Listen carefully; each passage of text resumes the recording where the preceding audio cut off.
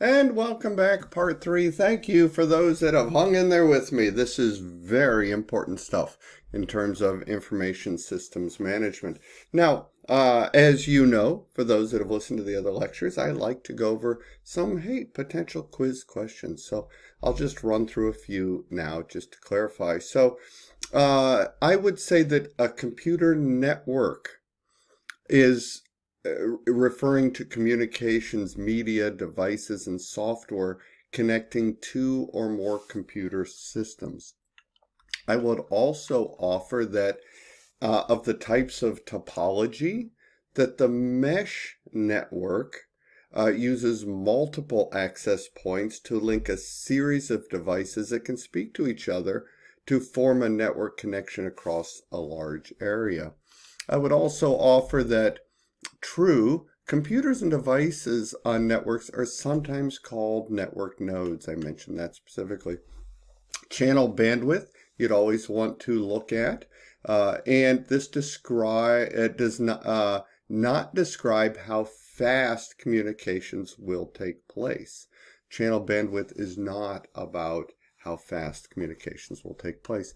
And then I would also offer that the NOS, or the Network Operating System, that's a system software approach that controls the computer systems and devices on a network and allows them to communicate with each other. Okay, that was fun. Now that we've covered topology and types of networks, like a PAN and a WAN and a LAN, how do we get out? What's this interwebs about, as they sometimes call it jokingly?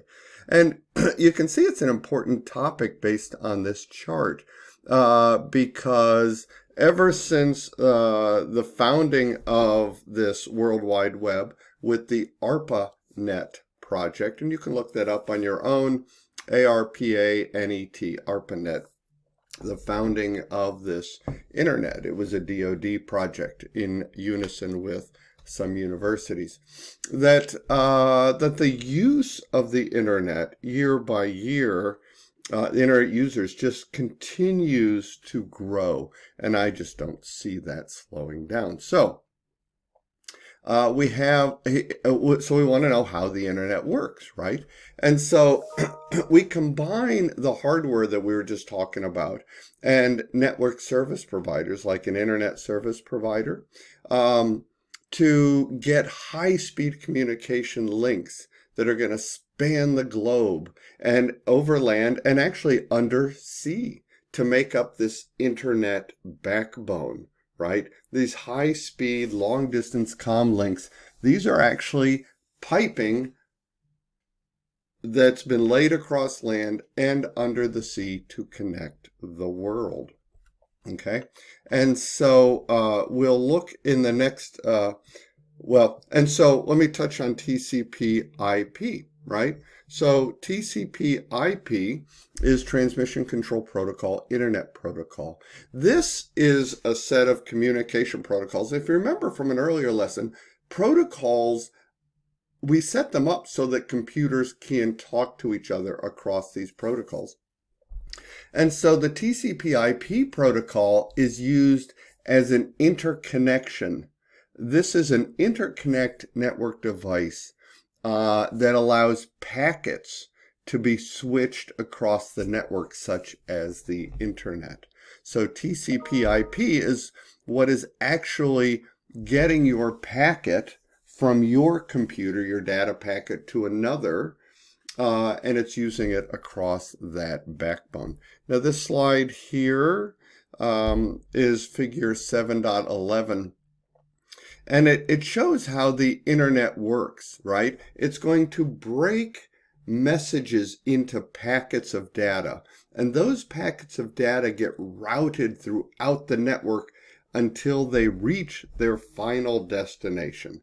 That's all that is. So that's doing it over TCP/IP using the internet backbone to do so.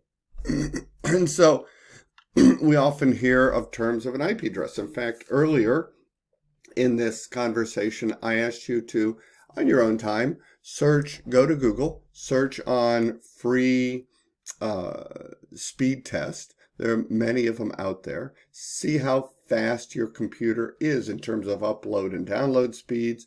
It will also assess your IP address, right? And so the IP address and the MAC address. So the IP address is your internet address, and your MAC address is your computer address, which is assigned at the factory. And so the IP address generally today is a 64-bit number that defines or identifies your computer on the internet, right? And it's usually divided into 4 bytes and separated by decimals. You see an example here, 69.32.133.79. Now, your computer itself will, before I move on from that, the latest is an IP version 6. So when I say 64-bit number, that's IP version 4. That's the most common. We are currently transitioning to IP version 6, IPv6 as it's abbreviated, and that's going to allow us a 128-bit network address. So we've just run out of network addresses. And so IP version 6 should solve that in the long run. Now, a NIC card, or a network interface card, this is a circuit board or card that's installed into the hardware device on your computer, and it allows you to connect to your network.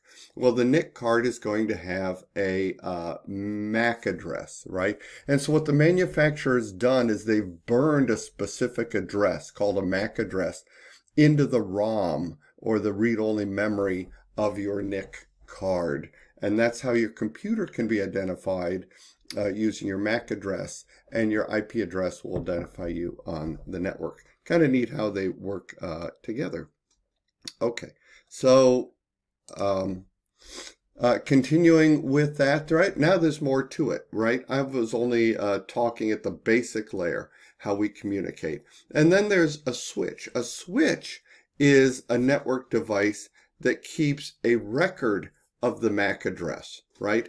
Of all the devices that are connected to it. So on your home network, your home LAN, there would be the MAC address for your, say, Microsoft Surface, for your cell phone, etc. Would all have a MAC address, that media access card.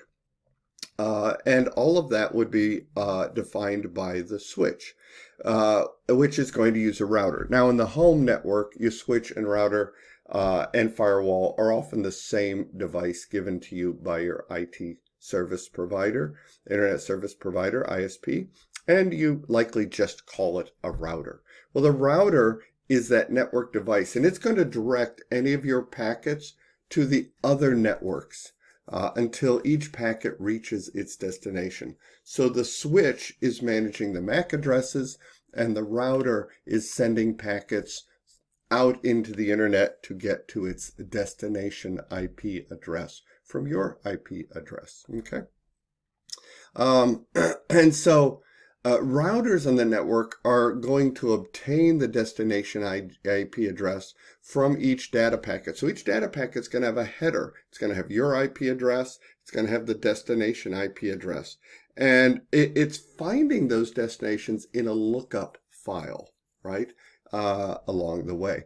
And so the lookup table is going to specify the next router to where to send the packet to. And then it'll use the lookup file there and send the packet to the next router until it reaches its destination.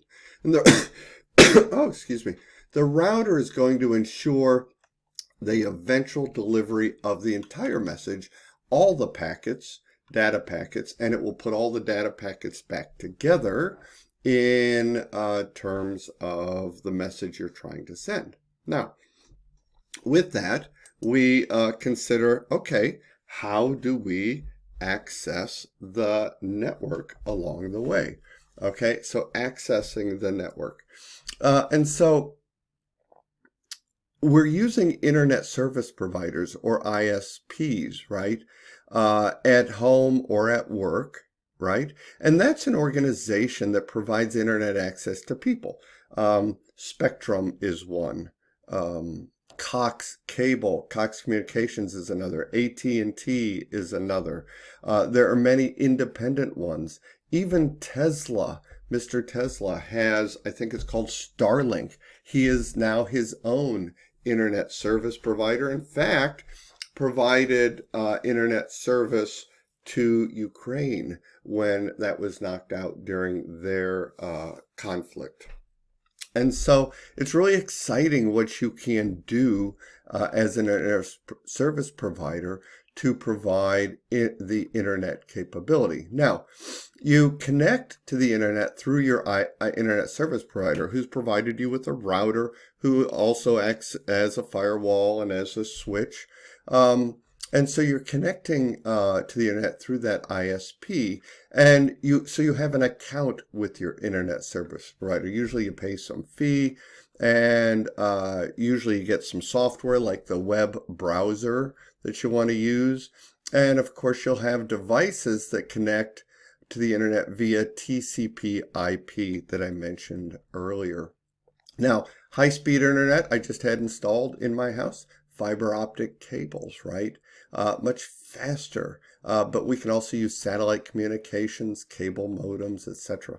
It's just very exciting what the capabilities are out there. And don't forget Wi-Fi. We talked Wi-Fi is common, so my home network and my work network has both a local area network. It has and it has a wired connection with a wireless connection. And as I mentioned earlier, we're moving beyond 4G to even 5G along the way. So really very exciting what is going on here. Now, how the World Wide Web works. Well, the World Wide Web was developed by Tim Berners-Lee at an organization called CERN. The European Organization for Nuclear Research in Geneva.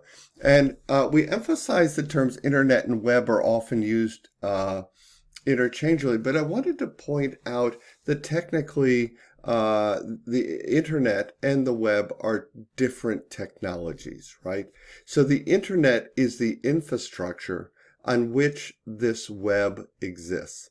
So the World Wide Web consists of a server and a client software. I'm the client right now using servers that are communicating my videos, right? And so it's a client server situation. And I'm using HTTP, that's hypertext protocol. That's a hypertext transfer protocol.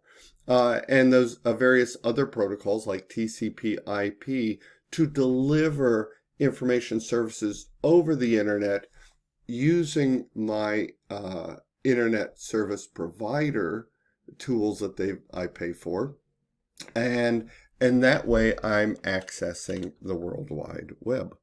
So just a note then, I mentioned the client-server architecture. This architecture is common.